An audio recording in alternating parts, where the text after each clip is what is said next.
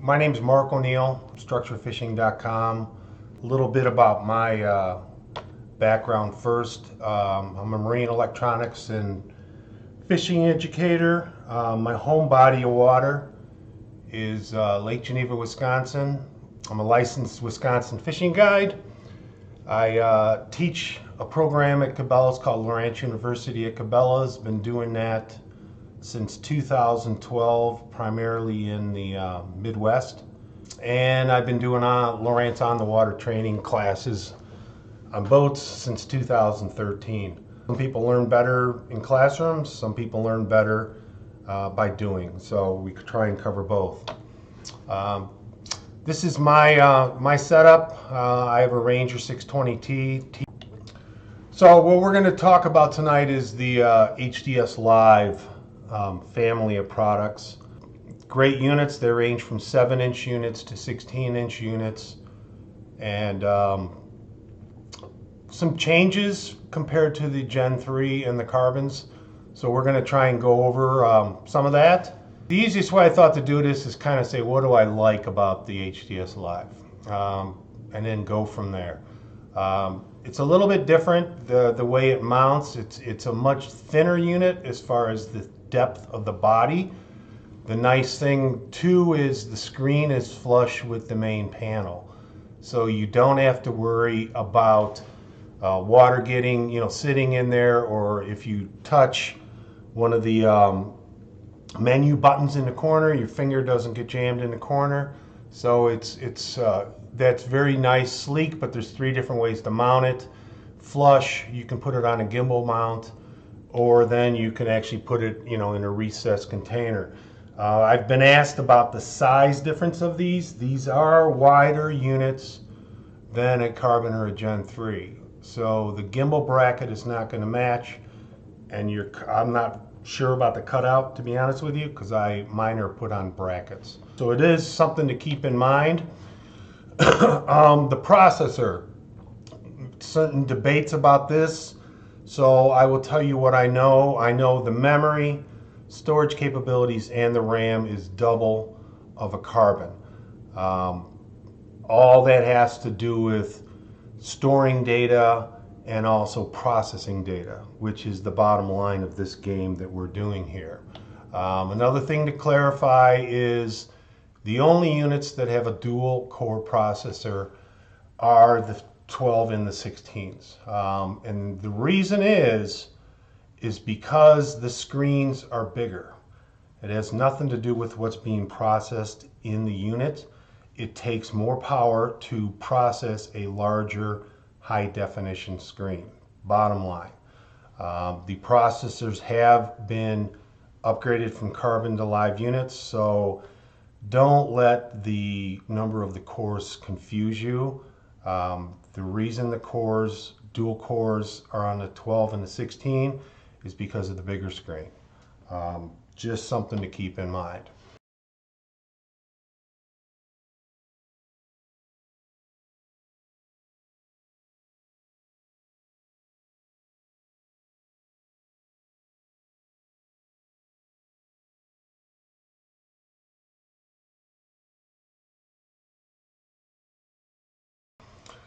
So they've also added what's called active imaging. These are basically replacements for the total scan and the LSS2 transducer. What was done is the placement of the crystals in the transducer was optimized, basically to give you better clarity and better distance, primarily in side scan. And the thing to keep in mind is on the live units, it's a direct plug-in. There will be the next update, 18.3 for carbons, which will allow the carbon to operate an active imaging transducer. I have done a lot of work with the active imaging. This is a shot from the 2-in-1 transducer. Through the development of 3D and side scan, this is a shipwreck on Lake Geneva called the Lady of the Lake, and I've always used this as a test bed as a reference point to see if software updates were better, if I was actually seeing things better. So I can tell you, compared to the traditional 3D, I see things on this wreck that I did not see on the current version of 3D. These little beams and things like that that I'm seeing on here on older versions of 3D, I could not see that. The other thing to keep in mind is I'm at 800 kilohertz here, and I'm seeing 150 feet, with no problem at all. The active imaging is we'll say a more affordable option at this point to the 3D. They are very close in my mind. Here, the next slide, these are some images.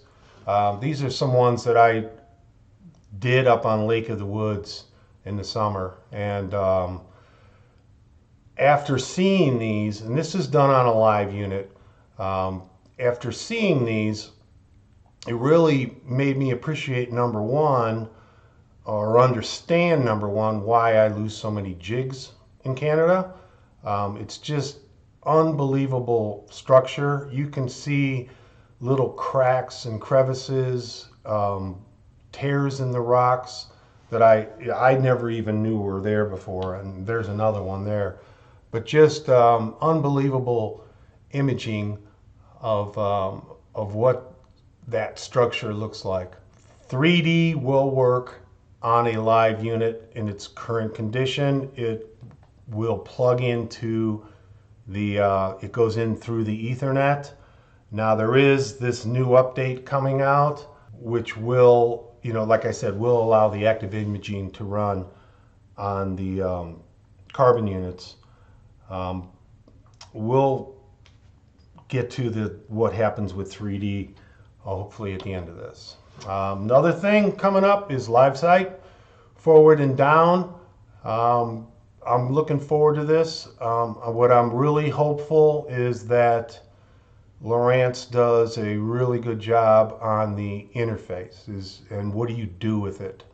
I think this technology is neat, but I'm really curious to see what the software engineers do with it, particularly in the interface, making it user friendly, user identifiable, so that it just doesn't look like a bunch of blobs. So I'm really looking forward to that. This is what the transducer at this point is going to look like. They're going to have different brackets. One bracket would be on your transom. One would be forward trolling motor, which would go on your shank. And then another little bracket on the top there that would allow it to go on the bottom of the trolling motor. So don't know exactly when that's coming out. I keep hearing, start of the second quarter or something like that. So we will see. The thing to keep in mind with these live units is that there's two 9-pin connectors. Each one of these connectors has certain functions or limitations or purposes that did not exist necessarily on the carbon or the Gen 3 units. So one of the pins is going to be black, one of them is going to be blue. So if you look at this list, you can see there are some limitations, particularly on channel 1, as far as side scan from the active imaging. So if you got active imaging transducer, you're going to want to put that in on the black pin. Why one's blue, one's black, can't really tell you, but I guess it's a good way to differentiate the two. And most people don't realize, channel 1 is the inner one towards the center of the unit. Channel 2 is the outer one. So just something to keep in mind and to pay attention to as you get these units. So if something doesn't work, keep in mind what you're plugging in, that may be the problem. Also, the live sight can be added to a carbon eventually. It'll it'll come, you can buy a hub, processing hub. I'm assuming it's going to look similar to the 3D hub or the Sonar hub. That's typically what Lowrance does, is the hardware for processing live site will be external on a carbon. On the live unit, it will be a direct plug-in. Some other things on it that I found interesting is quick access keys. Now, in the old Gen 2 keypad units, I kind of got used to having, on the 8 and 10 inch units, they had some quick keys on the bottom that you could program. So on the 12 inch and the 16 of the live unit, you're going to have 4 buttons that you can program. So some examples would be screenshot. You know, instead of pressing 2 buttons, you're pressing 1. You can link the control of your trolling motor. If you have the sonic hub, volume up and down, stop sonar, that's going to become more of a popular one. Your power poles. So what happens is you go in this page and it lists every button. And you can actually do 2 presets on each button. One with a short press and one with a long press. So when you press on, say, where it says waypoint here, a pop-down menu will come up. And then they give you a bunch of choices of different options that you can pre-program in there. As I've gotten used to it more and more, I keep finding different things to do. You know, like they have waypoint here. I don't know if I'm going to use it for a waypoint because there's a waypoint button on the front of the unit. But there are things, you know, like the stop sonar. I use that a lot. One of mine's programmed for that. One of them is programmed for a screenshot. That's my #1 button because with what I do a lot of screenshots. In addition, they're going to have one of these little guys. A little remote control. I would say if you have a 7 or a 9, you can't get as many presets, but you can also get, you know, so again, you've got a couple buttons that you can do dual functions on with long and short presses. And this remote will also work on a carbon unit. So it's something to keep in mind.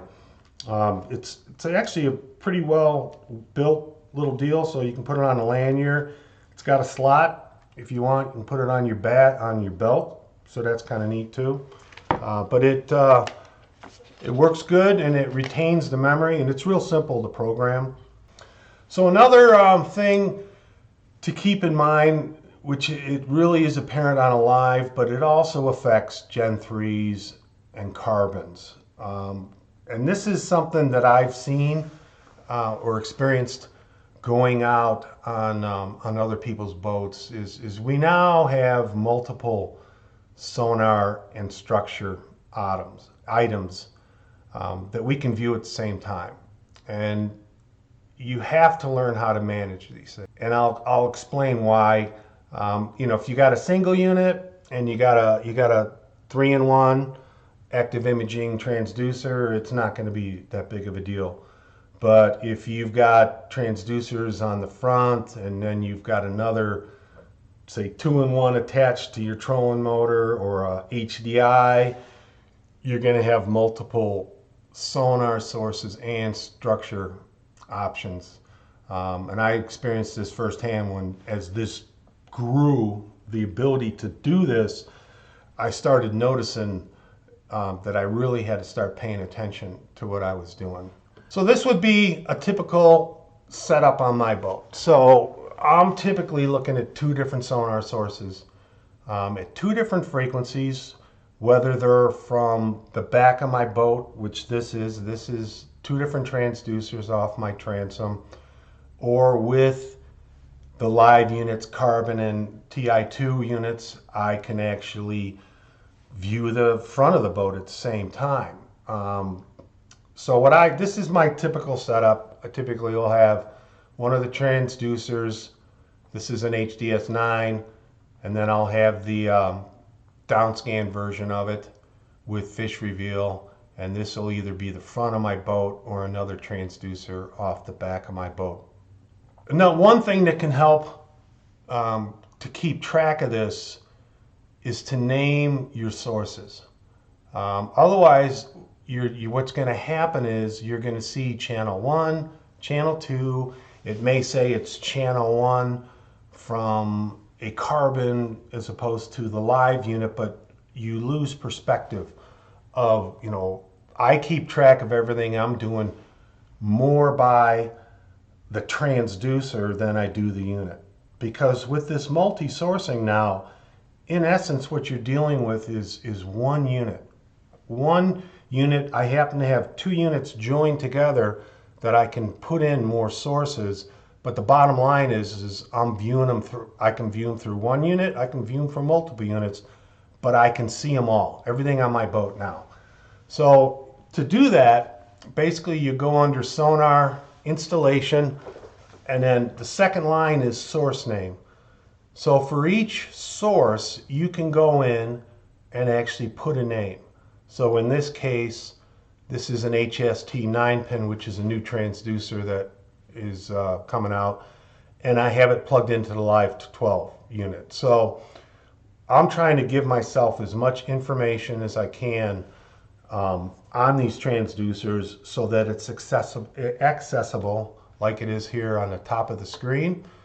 What I put in that path actually will show up. Now this is for sonar. We're talking sonar. So here, this is actually a TM150 that's plugged into a sonar hub, and it just lists the version. The thing to keep in mind with structure sources like this one, it is going to, if it says this unit, that means the sonar source, the downscan and structure, the structure source that is plugged into the unit directly, okay? So if I have a 3D as an example, that is not plugged into the unit. In this case, this was one of the active imaging 2-in-1s. It's plugged into the unit. That's why it refers to it as this unit. Just something to keep in mind. Quick question, I just happened to see this. Christopher asked, the smaller remote, is the remote included in the unit? No, it's not. It's, I think, in the $90 range, $90 to $95 range, something like that. And again, I think that is done intentionally to meet a price point, because not everybody's going to want a remote. But for those, particularly with 7 and 9-inch units, the remote can be a nice little addition to give you some quick keys. This is what my sources look like. This is probably what's on my boat right now. In the back, there's an HD, there's a live 12, there's a carbon 9. So the carbon 9 has an HDI, and it has a PD WBL, which is my in-hull transducer. So I program them all. They will all show up under my sources here under the right. If I was to click on that, it would list all these same things. It just wouldn't say channel 1, channel 2, and all that. That's more of a reference.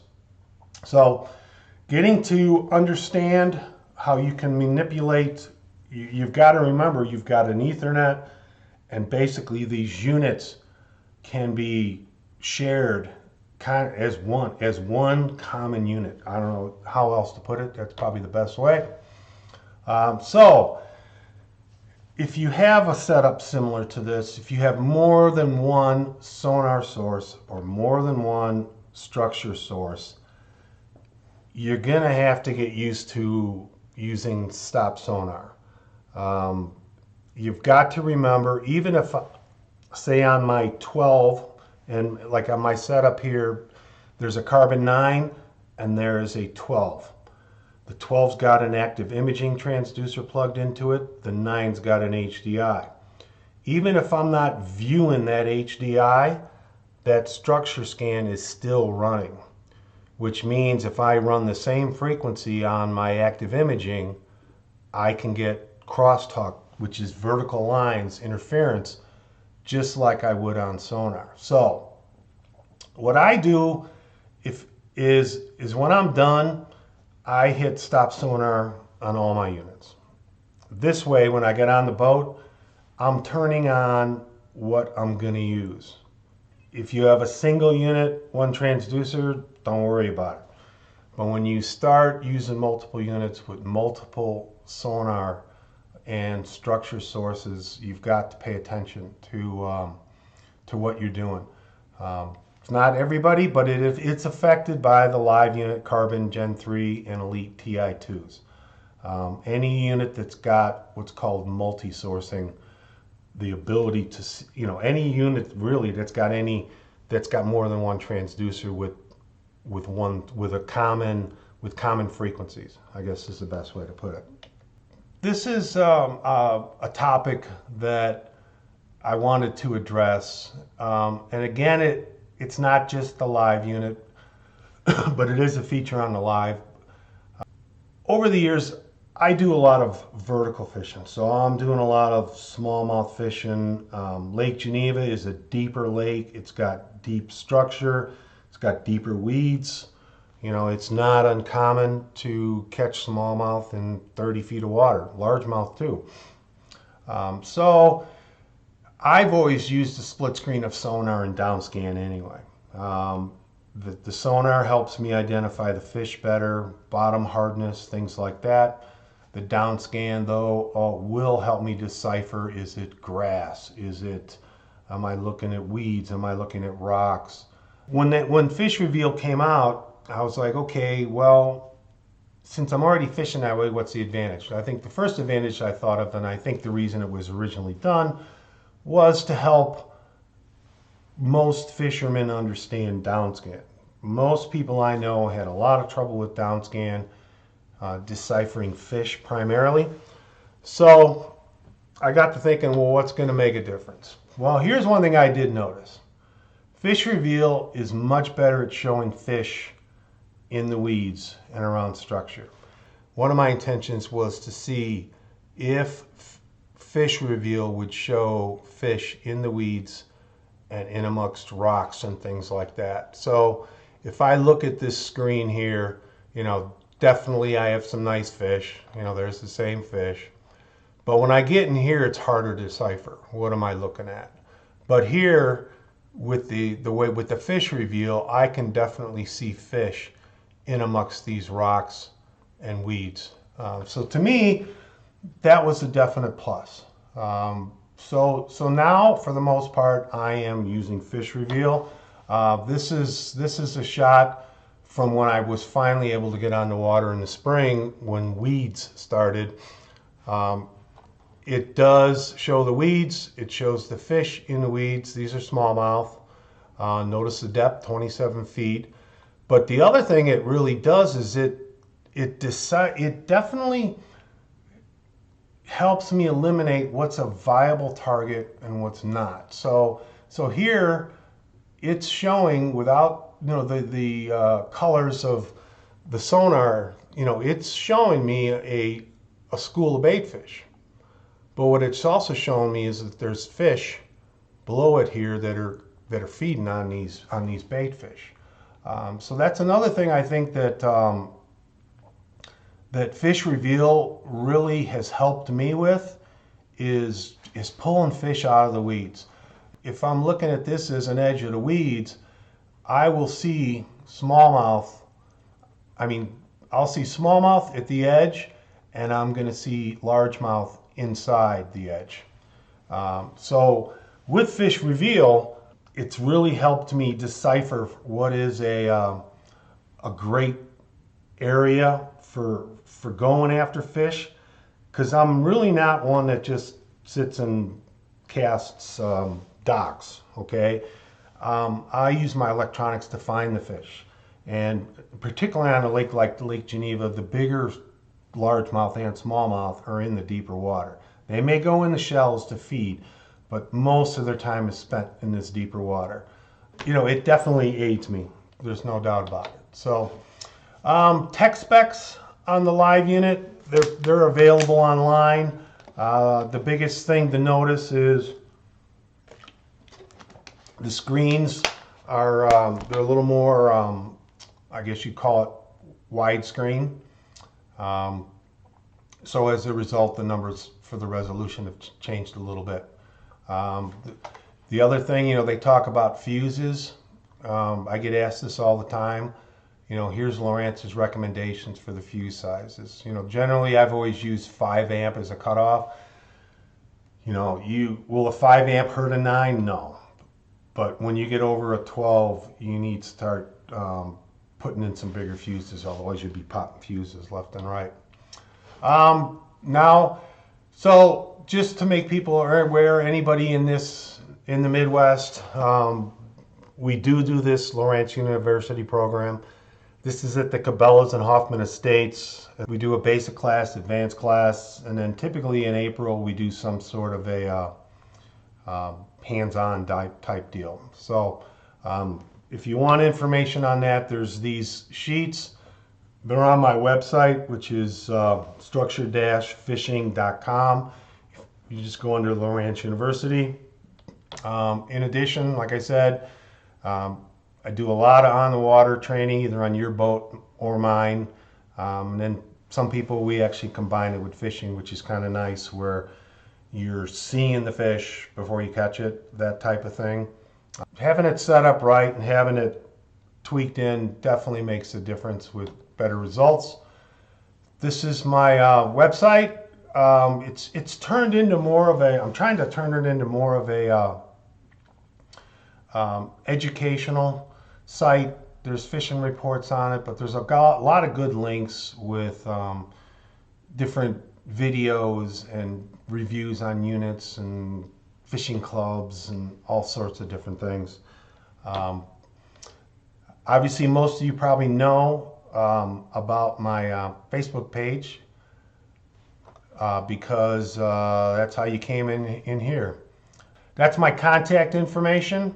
Most people contact me, probably email, I'd say is the most, you know, of course cell phones, but I get a lot of contacts, texts, things like that too. Appreciate everybody participating in this, and hopefully we'll do it again. Thanks a lot.